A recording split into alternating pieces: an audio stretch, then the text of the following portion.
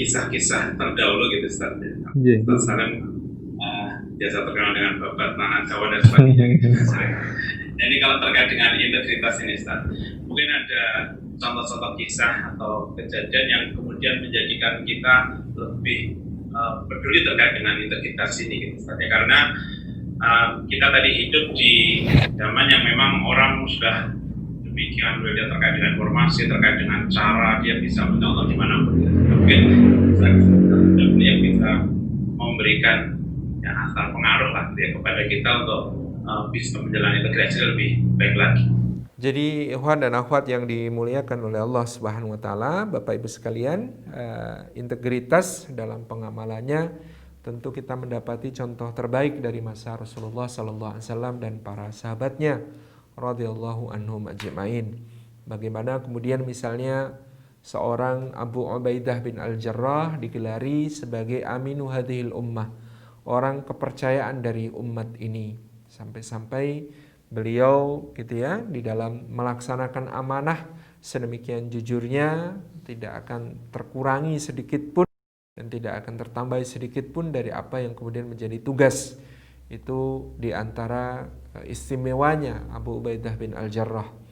Beliau bersama Abdullah ibn Mas'ud diceritakan satu saat pernah ditugasi oleh Nabi SAW untuk memungut jizyah dari orang-orang Yahudi. Kemudian mereka menghitung dengan sangat teliti dan kemudian mengambil yang merupakan bagian dari negara sesuai dengan yang menjadi amanah.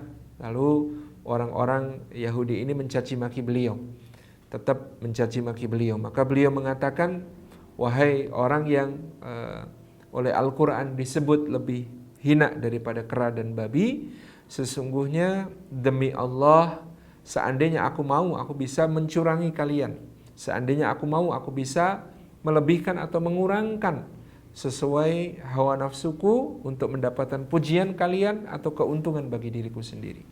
Tetapi demi Allah itu tidak akan pernah aku lakukan, karena yang telah memberikan tugas kepadaku adalah Allah dan Rasulnya, gitu ya. Dan setelah Abu Ubaidah dan Ibnu Mas'ud mengatakan demikian, maka orang-orang Yahudi ini akhirnya berkata, karena sikap seperti inilah langit dan bumi tegak. Demikian pula Abu Ubaidah bin Al-Jarrah ketika berada di negeri Syam, beliau melaksanakan amanah Rasulullah SAW dan kemudian amanah Khalifah Abu Bakar As-Siddiq untuk melindungi penduduk negeri Syam yang beragama Nasrani, sementara mereka melawan orang-orang Romawi Timur, tentara Romawi Timur yang juga beragama Nasrani. Ketika satu saat Abu Ubaidah bin Al-Jarrah terpaksa menarik mundur pasukannya ke front yang lebih dekat dengan Madinah, yang dengan demikian melepaskan perlindungannya kepada penduduk Nasrani setempat.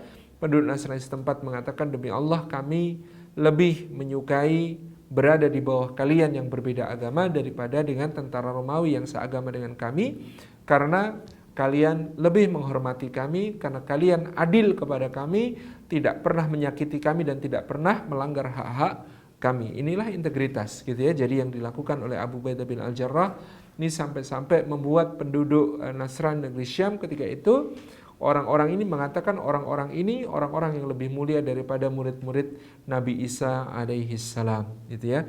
Jadi integritas ini diakui bahkan oleh pihak-pihak yang berseberangan. Kita juga bisa melihat apa yang ada pada Sayyidina Umar bin Khattab ketika menjadi khalifah, bagaimana kemudian beliau begitu ketat menjaga dirinya dan keluarganya dari apa-apa yang menjadi amanah. Di integritas itu dibuka secara publik sehingga semua orang bisa melihat bahwa khalifahnya amanah, khalifahnya jujur, khalifahnya tidak melakukan perbuatan curang. Seperti ketika kemudian beliau membagi-bagikan kain kepada seluruh penduduk, maka kemudian beliau tampil berkhutbah dengan baju yang dijahit dari kain tersebut, dan tampaklah bahwa baju beliau itu memang besar dan ukurannya lebih daripada kain yang dibagi-bagi. Maka berdirilah seorang sahabat, yaitu Sayyidina Salman Al-Farisi radhiyallahu anhu, demi Allah wahai Amirul Mukminin, kami tidak akan duduk sampai engkau menyampaikan tentang kain yang engkau pakai. Kenapa berbeda dengan jatah pembagian yang kami terima? Maka Sayyidina Umar celinguan mencari putranya, Abdullah mana? Berdirilah wahai Abdullah.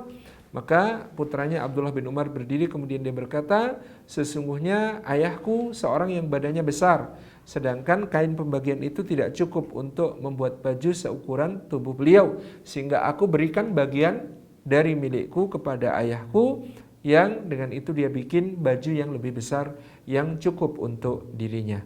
Maka dengan demikian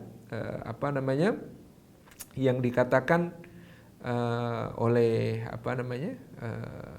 Salman Al-Farisi adalah, kalau demikian kami mendengar dan kami taat. Jadi ada keterbukaan publik yang luar biasa terhadap integritas para pejabat ini, yang juga dijaga dan ditekankan Sayyidina Umar kepada seluruh pejabat-pejabat di bawah pemerintahan beliau radhiyallahu anhu.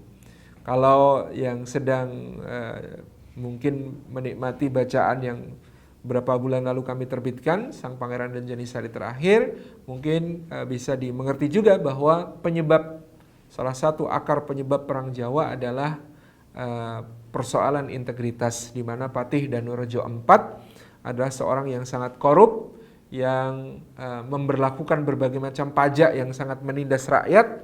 Kemudian banyak dari pajak itu tidak masuk ke kas negara tetapi masuk ke kantong pribadi dan pengikut-pengikutnya, sementara rakyat hidup dalam keadaan menderita dan dia berhidup dalam bergelimang kemewahan di tengah penderitaan rakyat. Dan inilah yang mengakibatkan Pangeran Diponegoro memisahkan diri, menyingkir ke Tegalrejo, di Puri Tegalrejo kemudian menggalang satu komunikasi intensif dengan para ulama, para santri dan para bangsawan lain yang sejiwa dengan keprihatinan beliau, dan akhirnya menjadi pecahlah Perang Diponegoro seperti yang kita ketahui. Jadi persoalan pokok ya dalam sejarah negeri-negeri dimanapun adalah soal integritas para pemimpin dan para pejabat, para pelayan masyarakatnya. Demikian wallahu a'lam bishawab.